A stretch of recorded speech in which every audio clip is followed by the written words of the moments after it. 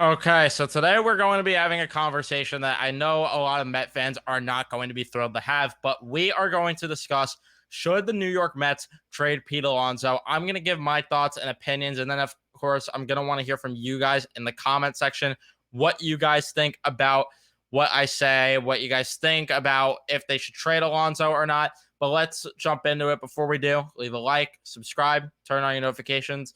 Now let's jump into it. So, first, I want to start with why these rumors are even circulating in the first place. Well, there's a couple reasons why. Because you have Max Scherzer, who leaked his conversation or his supposed conversation with Billy Epler about how the team is not going to contend until 2026. But then Billy Epler says, no, we're actually looking towards 2025.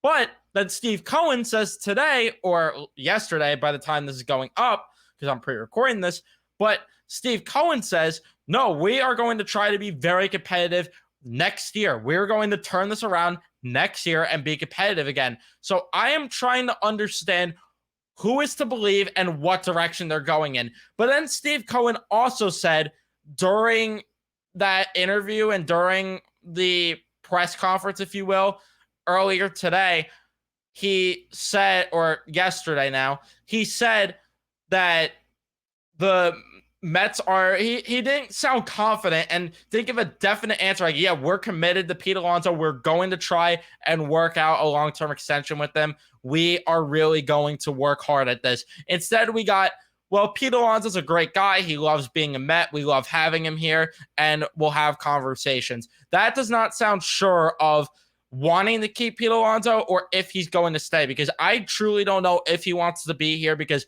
who knows what the direction is of this team? Who knows if he wants to be here at this point since everyone's been traded? So I'm not entirely sure what Pete Alonso's mindset is. I don't know what the front office is thinking, which is what's pissing me off, because as fans, we deserve to know. I went over this ad nauseum in my deadline recap video, but as fans, we deserve to know the truth and what's going on and what the intention is with the organization, because I find it very unfair and very disrespectful, honestly, to the fan base if Steve Cohen and Billy Epler are in fact lying by trying to sell the fact that the Mets are going to be competitive as soon as next year and 2025. But then you have Max Scherzer who said it won't be till 2026. So I'm getting kind of annoyed here, because if the front office is lying to us fans, that is very disrespectful and wrong of the front office, because us fans, like I said, deserve to know the truth. We're the ones filling the seats up. We're the ones that are going to the games, putting money in Steve Cohen's pockets. And it is just wrong if they are lying to us about being competitive as soon as next year, because what are we buying tickets for? What are we going to games for and giving them money for if they're just going to lie to us? At least if they're giving us a clear direction, we could support it and people could choose whether they want to go to games because they are in support of the rebuild or not. Me, speaking personally, I would support a rebuild and I would show up to games because of the fact that they're rebuilding and be like, hey, at least we know the direction. But again, us fans deserve to know the truth and deserve to know the direction that this organization is going to go in. I really don't like that we're hearing different answers from three different people here, because what's the deal? What's the deal? And tell us what's going on, because again, we deserve to know. But let's get on to the Pete Alonso conversation. I just had to throw that in there because it is important when it comes to Pete Alonso, because this could dictate heavily where he might end up, or not where he might end up, but if he might end up elsewhere is what I meant to say. But let's talk about Pete Alonso and if it's worth giving him an extension. So right now he's hitting 220 with a 315 on base percentage, 512 slugging, which is absolutely ridiculous. 827 OPS plus at 126. He has 31 home runs on the year, 77 RBIs, and he has 9 doubles on the year. So here's where I'm kind of in a tricky spot here. It's hard to judge because he's having a down year right now, because the on base is lower, the average is lower. He has been more of a 260, 270 guy. If that is the Pete Alonso that the Mets could get with that 800 OPS, with that 500 slugging percentage, and then a nice like 340 on base percentage, 350. What if we can just get what if we see more of that Pete Alonso, yes, it is worth extending him. And I truly think that this is just a little bit of a down year for him. So I'm not going to be too harsh on him, but we'll have to see how the rest of the season goes, because the injury excuse is no more, because that hand should be healed at this point from when he got hit by a pitch. So we will see. But when it comes to him, do I think they should extend him? Again, it's a tough question. Yes and no. The reason why I say yes is because he is a freaking great baseball player when he's putting up the numbers that we've seen in the past. Led the league in RBIs last year, led the league in home runs in his rookie year, and breaking the rookie home run record with 53 home runs, won Rookie of the Year, has finished in the top 10 of MVP voting twice in his career at this point.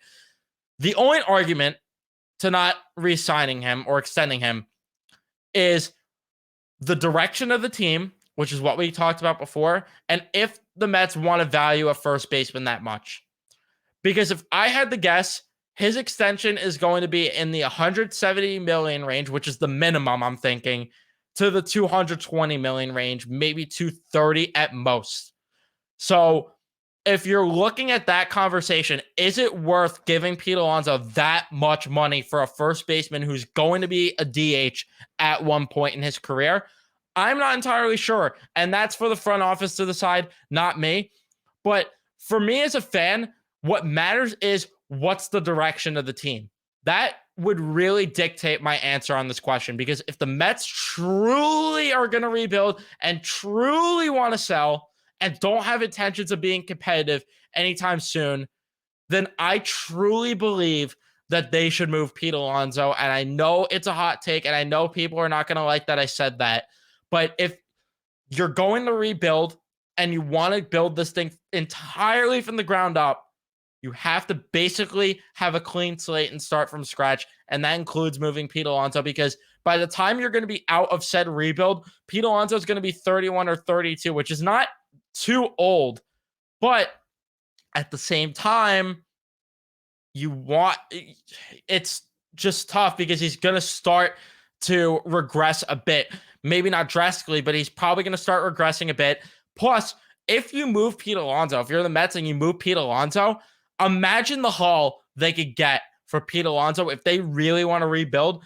That package that they would get in return would be absolutely absurd, especially if you move him maybe with a Brooks Raley, which it's not a sexy name for teams, but you get a relief pitcher who is solid, a left-handed pitcher, and he's very affordable too. You package him in a deal with Pete Alonso. Imagine the type of deal that the Mets could make there in the offseason, which is what I'm really referring to, not waiting for the deadline. And Michael Marino was the one that reported that rival executives are talking about how the Mets are considering moving Pete Alonso this offseason, which is why this conversation also is being brought up and why I'm making a video on this. But again, if they're going to rebuild and they're going to try to build this thing from the ground up and do it right, then yes, absolutely move Pete Alonso, because you want to get the biggest haul that you could possibly get. And we talk about how the Mets need pitching prospects. They could definitely get a good one for Pete Alonso, and they could definitely get a good hitting prospect. If they got the number 1 and 4 prospects, I know they sent money with Verlander, but if they could get that for Justin Verlander, who is 40 years old, and then a number 3 prospect from the Rangers system, who is now number 2 here, even though they paid part of Max Scherzer's contract, if they could get that for 40-year-old pitchers, imagine what they could get for Pete Alonso, who is still relatively young, who is one of the best power hitters in the game. Imagine what they could get for him. But again, this all depends on the direction. If they have intentions of contending this upcoming year in 2024 or in 2025, then you keep him around, because it would not make sense to trade him. But if the Mets' plans are to rebuild and to wait until 2026, 2027, 2028 to start really, really contending again, then they should absolutely move Pete Alonso. And it's a no-brainer at that point that you just get the big haul that you can, and you just bite the bullet on it, and you just wave the white flag there and say, yeah, it sucks, but we got to do it.